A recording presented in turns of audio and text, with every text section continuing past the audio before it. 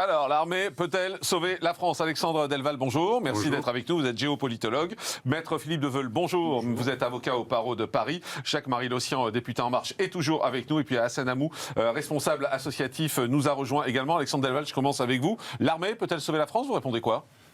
Oui, dans la mesure où le pouvoir politique lui demande de l'aider dans certains cas. Je parle avec un ami ancien des GSE qui maintenant est conseiller dans des mairies auprès de la DGSI, dans des quartiers sensibles. Il me disait, bien entendu, il ne s'agit pas d'appeler l'armée. Il ne s'agit pas d'un putsch. Voilà, on va mettre les choses à plat tout de suite. On ne parle pas d'un putsch, on parle de l'armée qui intervient sur ordre du gouvernement. Ce monsieur qui aujourd'hui est dans les quartiers, il me dit qu'on pourrait donner plus de prérogatives à des militaires dans certains cas, lorsque la police est débordée, pour faire un bouclage de quartier où il faut aller désarmer ces quartiers. Ils auraient des pouvoirs de police judiciaire momentanés, comme ça se fait déjà. D'ailleurs, l'armée est déjà sollicitée depuis des années, depuis Vigipirate, Sentinelle. C'est pas nouveau. Donc, ça veut dire envoyer l'armée dans les banlieues, par exemple? C'est ça, dans les banlieues chaudes? Ce que disait Samia Rali en 2012, déjà, il n'y a pas que De Villiers, hein, dont on parle souvent, mais aussi quelqu'un d'un bord très différent disait l'armée, dans certains cas, est nécessaire. Pas, encore une fois, pas l'armée qui prend le pouvoir, mais sur demande et sur contrôle et avec un encadrement, l'armée qui vient aider la police qui est débordée. Parce qu'on nous dit qu'on rajoute des policiers. Eh bien, ce même monsieur me disait, oui, on rajoute des policiers, mais il y en a 30 qui partent en retraite. Il me disait, on se fout de nous. On a des policiers rajoutés, mais il y en a autant qui partent. Et dans les faits, l'augmentation ne se vérifie pas partout. Peut-être dans certains cas, mais dans d'autres, elle ne se vérifie pas. Un militaire n'est pas formé.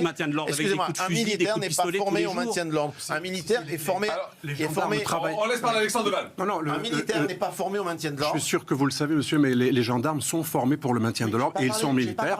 Et d'autres militaires sont... Mais les gendarmes sont des militaires. Les gendarmes sont des militaires.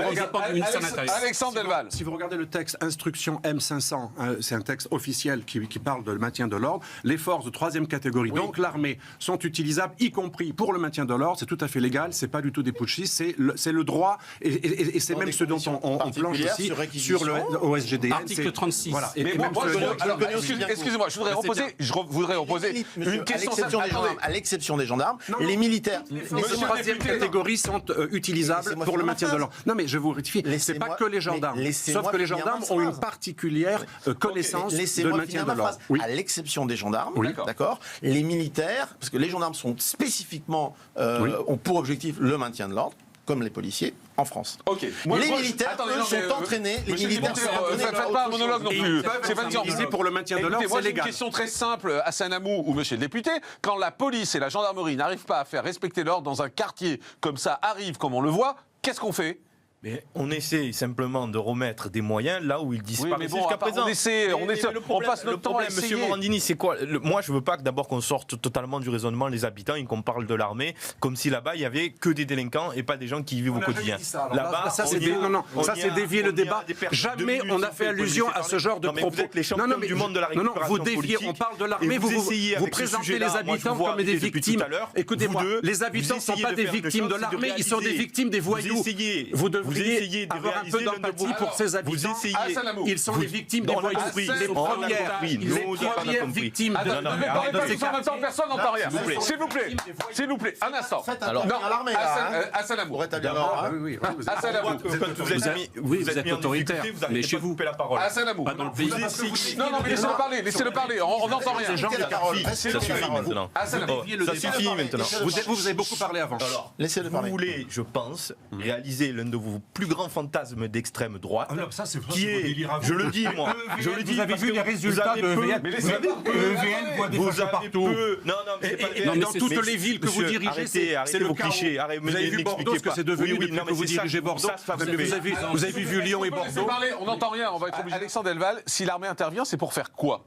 Alors justement, l'armée pourrait ne pas intervenir déjà. C'est pour ça qu'il s'il y avait assez de forces de police. Mon ami qui maintenant est passé du côté intérieur et qui était avant dans l'armée, parce que la DGSE, c'est l'armée, il disait, c'est parce qu'il y a une lacune de forces intérieures qu'on a besoin des forces. Et deuxième chose, l'armée, normalement on dit c'est les forces, c'est à l'extérieur contre un ennemi extérieur. Mais on est à l'ère de la mondialisation. L'ennemi n'est pas que de l'autre côté de la Méditerranée ou de l'autre côté du Nord ou de l'Ouest ou de la frontière. Aujourd'hui, avec cette mondialisation et les réseaux sociaux et les mouvements de population, bien évidemment... à l'intérieur, c'est ce que vous dites.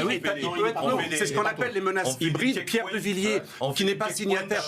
Vous n'aimez pas qu'on vous coupe. Pierre Pierre de Villiers, qui n'est pas signataire, Pierre de Villiers, qui n'est pas signataire de ces pétitions, qui est un homme raisonnable, le dit lui-même. Aujourd'hui, il y a une guerre qui est déclarée par un ennemi intérieur, et c'est un véritable choc. Et effectivement, donc, c'est une menace hybride qui n'est plus comme jadis une armée contre une autre armée. D'ailleurs, les conflits interétatiques sont très très rares. La plupart des conflits depuis la guerre froide, et même pendant, c'est des conflits intra-étatiques. Et de plus en plus, on a cette hybridation de la menace qui n'est pas externe mais interne. Et donc l'armée doit évoluer parce que la menace, elle n'est plus comme jadis dans un autre pays. L'ennemi est à l'intérieur, dit Alexandre Delval. C'est totalement dingue de tenir des discours pareils. Oui, c'est de considérer que l'autre serait un ennemi. Mais c'est tout ce que vous savez dire dingue ou délire. Ce sont des enfants de la République. Tout ce que vous savez dire pour argumenter.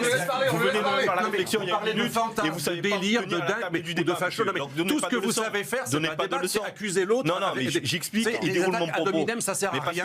Faut dites des choses intelligentes et de la préoccupation des Français. Alors dites des choses intelligentes. À ma réponse, l'ennemi à l'intérieur. Alors dites des choses intelligentes. Simplement. Parce que vous croyez plus intelligent que nous. Vous avez de la chance. J'aimerais avoir votre assurance. D'abord, c'est totalement faux. Ce sont des enfants de la République qui ont mal tourné, à qui on a laissé faire ce qu'ils veulent dans les cités, à qui on a laissé faire ce qu'ils veulent dans les cités, et qui ont pignon sur rue, ont conquéri ces territoires, instauré un climat de rue dans un certain nombre de quartiers. C'est pas grave. C'est un peu bas, ça. C'est pas grave. Et on essaye donc dans nos quartiers d'instaurer justement une autre République qui est celle de la République qui doit être pour tous. Et pour ça, moi je le dis encore une fois, il n'y a pas d'ennemi d'intérieur. Il y a simplement des. Mais pour Reveil, il n'y a pas de problème. Regardez les mairies. Je serai pour la sécurité. Je serai pour la sécurité pour tous. On y va, on envoie. Je serai pour la sécurité pour tous. Merci.